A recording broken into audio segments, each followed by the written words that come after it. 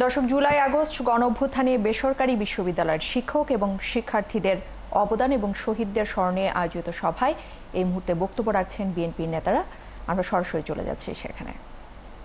অনেক লম্পঝম্প করছিলেন। পরবর্তী যখন বৈষম্য আন্দোলনে আসলো এটা, তখন যারা একটি দিনের জন্য একটা সময়ের ব্যাপার আছে আমাদের, যেমন যখন বিএনপির রাজনীতি করি বহু আগে ঈশ্বরের সঙ্গে যখন আমাদের লড়াই হচ্ছে, তখন কিছু ঘটনা এমন ঘটছিল যে একটি দিনের জন্যে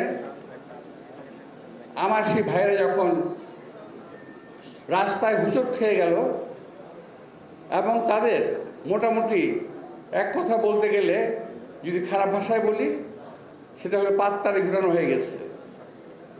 ঠিক সেই সময়ে আজকের প্রাইভেট বিশ্ববিদ্যালয়ের ভাইয়েরা, আমাদের ছাত্র দলের ভাইয়েরা, যুব দলের ভাইয়েরা এবং আরেকটি রাজনৈতিক দলের ভাইয়েরা, আমি কৃতিত্ব অস্বীকার করতে আমি দিতে চাই যে দিতে হবে, যদি না নামতো মাঠে আজকের এই পরিবেশ সৃষ্টি হতো না।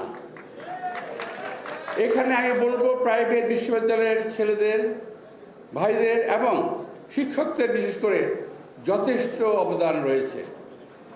আমি দেখেছি একজন, আমি জানি না ওনার নাম, ওনাকে আমি আর দেখিনি, পরে একজন মহিলা শিক্ষিকা মানে প্রফেসর, উনি যে ভাষায় কথা বলছিলেন সে ভাষায় কথা শোনার পর কোনো ছাত্র সাহস করে এগিয়ে যাবে, এটাই ছিল নিয়ম। আমি বুঝতে পেরেছি, অর্থাৎ মায়ের ভাষায় কথা বলেছেন, সাহস জুগিয়েছেন ছাত্রদেরকে। আজকে অনেকে দেখেন এখানে যে বিভিন্ন মতবাদগুলো থাকতে পারেন, কিন্তু আজকে দেখেন যে এই সুযোগে বাংলাদেশের সবাই কথা বলছে, যদি ওই ছেলেগুলো রক্ত না দিত আজকে অবস্থা হতো না। আর যারা, কথাটা খুব খারাপ লাগবে আমি জানি, এটা অনেকেই কালকে থেকে তীব্র সমালোচনা করবেন, যারা বৈষম্য বিরোধী আন্দোলনের ডাকটা দিল এবং যারা এক পর্যায়ে ঘরে ঢুকে যাওয়ার চেষ্টা করলো, তাদের কেউ কোনো আত্মীয় স্বজন ভাই বেরাদরকে গুলি খেয়েছে, আহত হয়েছে? হয় নাই। এখন তারা অনেক বড় বড় কথা বলছেন, বলতে থাকেন। এখন গণতন্ত্র এসেছে, কথা বলার অধিকার সবার আছে, আমার বলার আছে। আমি যেহেতু বলেছি, কথাগুলো বললাম, আমাকে কাল থেকে আপনার গালিগালাজ শুরু করবেন, কেউ এবার ইউটিউবে গালিগালাজ শুরু করবেন, এগুলো যেন না হয়। কথা বলার অধিকার সবার আছে, আমরাও কথা বলতে চাই, আমরা কথা বলবো, সত্যি কথা বলবো। দর্শক, জুলাই আগস্ট গণঅভ্যুত্থানের বেসরকারি বিশ্ববিদ্যালয়ের শিক্ষক এবং শিক্ষার্থীদের অবদান এবং শহীদদের স্মরণে আয়োজিত সভায় এই মুহূর্তে কথা বলছেন বিএনপি মহাসচিব মির্জা ফখরুল ইসলাম আলমগীর। আমরা সরাসরি চলে যাচ্ছি সেখানে।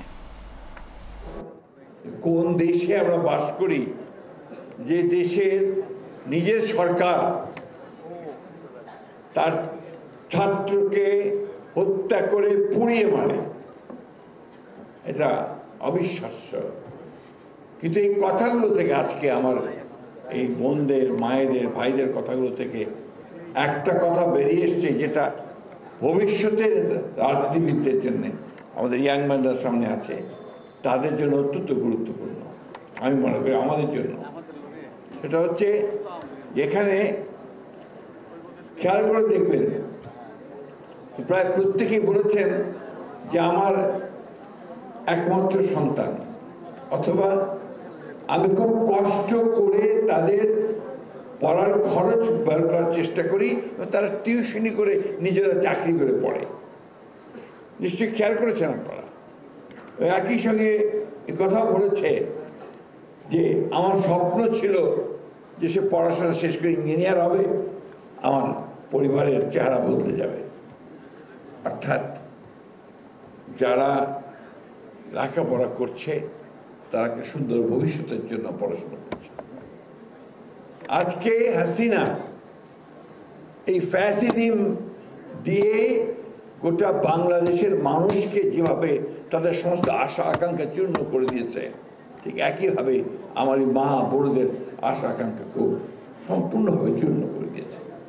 আজকে আমি আমার নেতা, আমাদের ভারপ্রাপ্ত চেয়ারম্যান যিনি দূরে আছেন, তার কাছে আজকে আমি অনুরোধ রাখতে চাই যে আজকে নির্বাচনের পরে যদি আপনি সরকার গঠন করতে পারেন জনগণের সমর্থনে, তাহলে আমার মনে হয় আমাদের প্রথম কাজ হওয়া উচিত এই যে পরিবারগুলো আজকে তাদের সন্তানকে হারিয়েছে, অসহায় হয়েছে, তাদের পুনর্বাসনের ব্যবস্থা করাটা আমাদের প্রথম কাজ।